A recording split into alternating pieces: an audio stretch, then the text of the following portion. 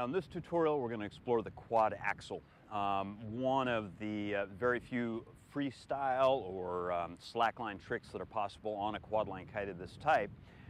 It's basically a flat spin under totally loose lines, and there's usually three ways that I go into this. The first of which is out of a ground pass, lean over and fire. And that's the first one I'm going to show you, and the reason that I am showing that one first is because the natural movement of the kite as it's traveling forward and then facing down is already sending the inertia in the same direction that the axle is going to fire off. So here's what that's going to look like. We're going to come in from one side. Now it's important to note that I'm right-handed, so my power hand is my right hand. It's the one I'm going to strike with. If you're a lefty, you may find going the other direction is a little more advantageous. Of course, always good to practice maneuvers in two different directions, but here's the lean and fire,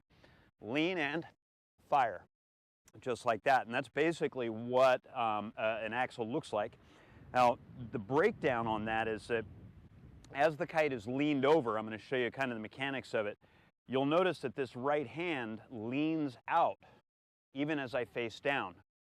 So here we go. I'm going to travel across, right hand out, even as I'm making the turn, and that sets that right hand up for a quick fire on the axle hit. So the key on that is that you'll notice that when I actually fire, two primary things are going on. One is that the strike is actually a bounce, so I'm not pulling the kite through.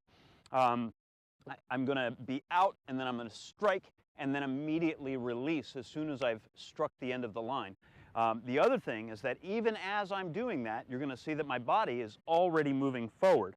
So I'm just going to set a line in the sand here. You can kind of get a sense of the amount that I'm going to move here. So again, we lean forward, leaning that right hand out. There it is.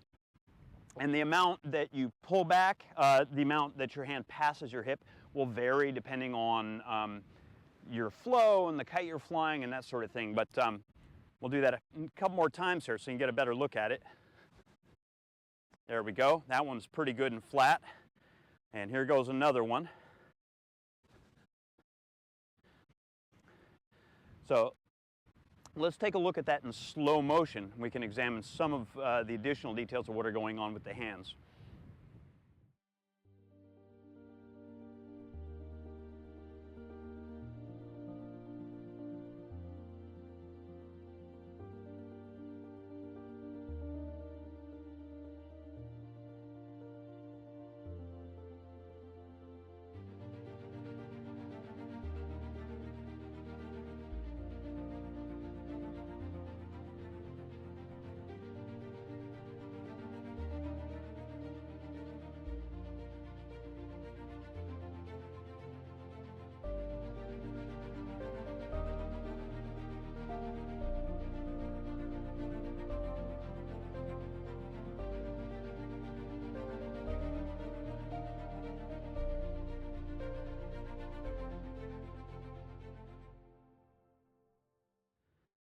All right, so there's a look at that in slow motion, and in that you probably observed also that there's a certain amount of forward tuck that I'm putting, or forward roll into the striking hand, so that I'm hitting only the bottom line.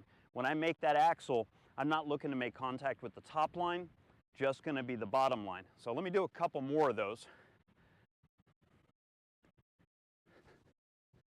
There it is.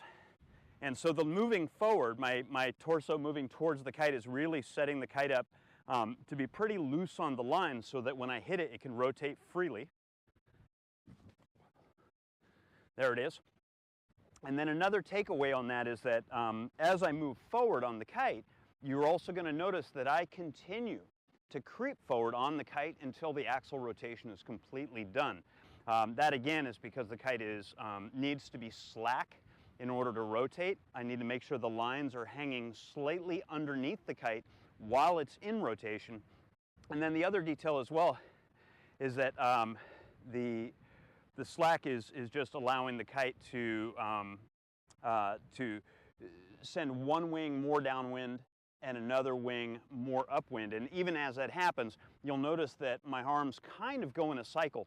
So as you watch this go around, Again, you'll notice that one wing comes towards me. That, of course, is the strike hand.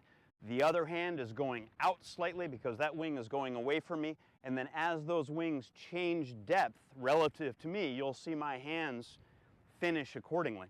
So one more of those.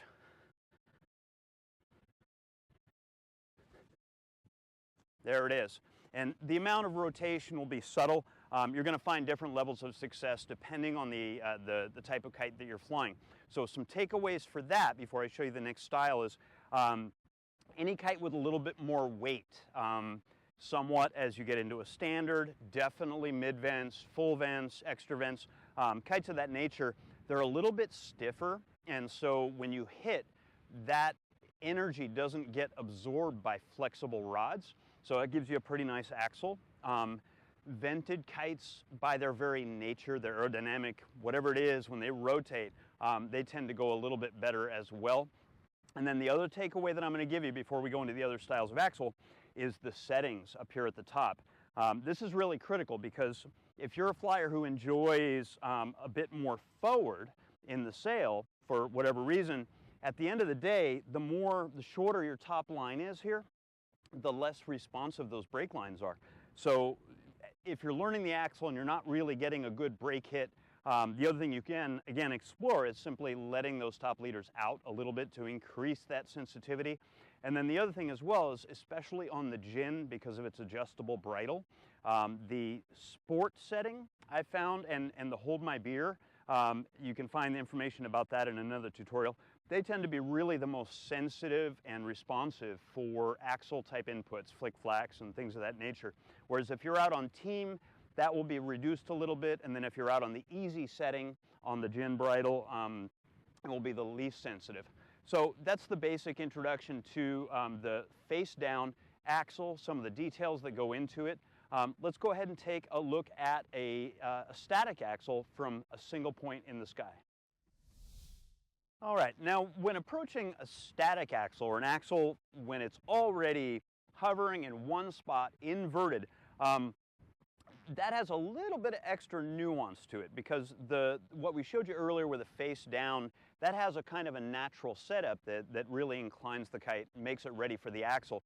Now when you're in a proper inverted hover and you're just sitting in position and you want to fire an axle, now remember that the strike is done from this position, the hands. And so in order to get there, I've got to go here and then fire back. So you're going to kind of notice a little bit of opposition. You're going to notice me go 1, 2, and that sort of whiplashes the kite, if you will, and really gives it a good axle. So here we go. There it is. And again, key mind to the fact that I hit and release, and my body's moving forward almost even as I'm making the input itself. So let's do a couple more of those. So once more, I have it static. For the Djinn, my leading edge is straight, and I'm going to do the offset and fire, and it goes like this. That was pretty flat. That one actually dropped out. And we'll do one more just like this. There it is. So again, pretty straightforward, just a little bit of opposition work. What I will say is that the Djinn bridle, the sync bridle, is particularly adept at axles. It just tends to flatten the kite out really well. Depending on the type of kite you're flying, you may find some advantage in having a little bit of down offset in the back wing. So you can see that the wing that I'm going to fire, right there, the right-hand wing, which is left in the kite frame, that's leaning down slightly, and again, with standard or more traditional quad bridles, that can actually help you fire off the axle a little bit. For the Djinn, again, we tend to look for an absolute straight leading edge and that offset fire, 1, 2. Now, having looked at the basic inputs, let's go ahead and see it in slow motion and really start to break down the offset, the fire, and so forth.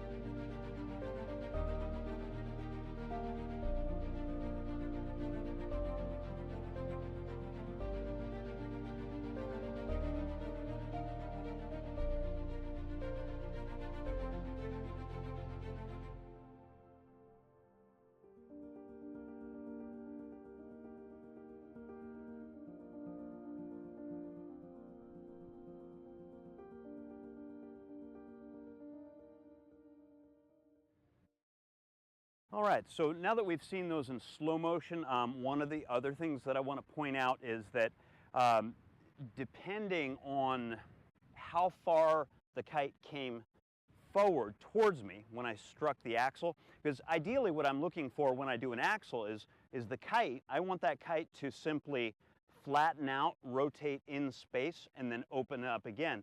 To me, that's a pretty ideal axle. When we get too much of a pull on it, you'll notice that the kite will flatten, and then it will actually come upwind towards the pilot and then come back.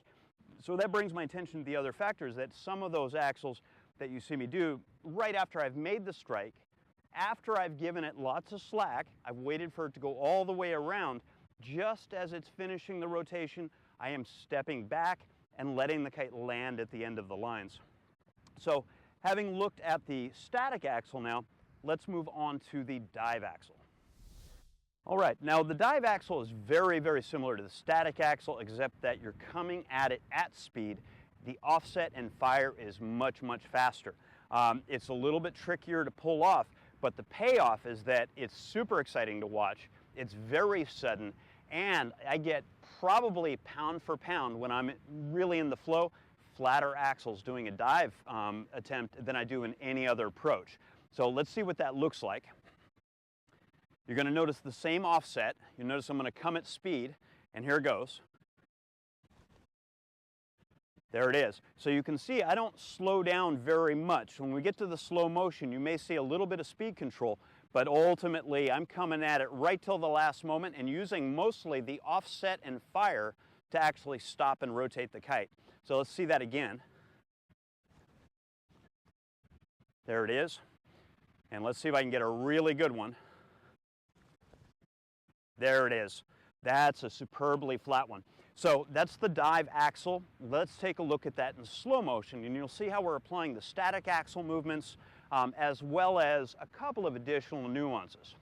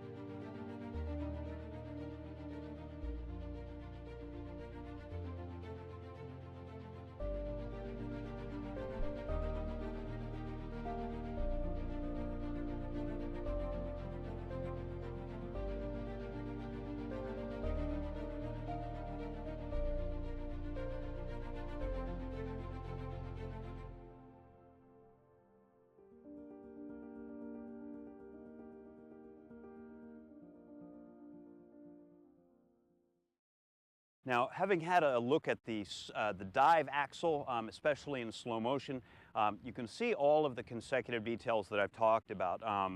The hand offset, the body giving even as I'm firing, continuing the give through the rotation, waiting for that rotation to finish, subtly to whatever amount taking up the slack in the line so that the kite secures, all of those various details.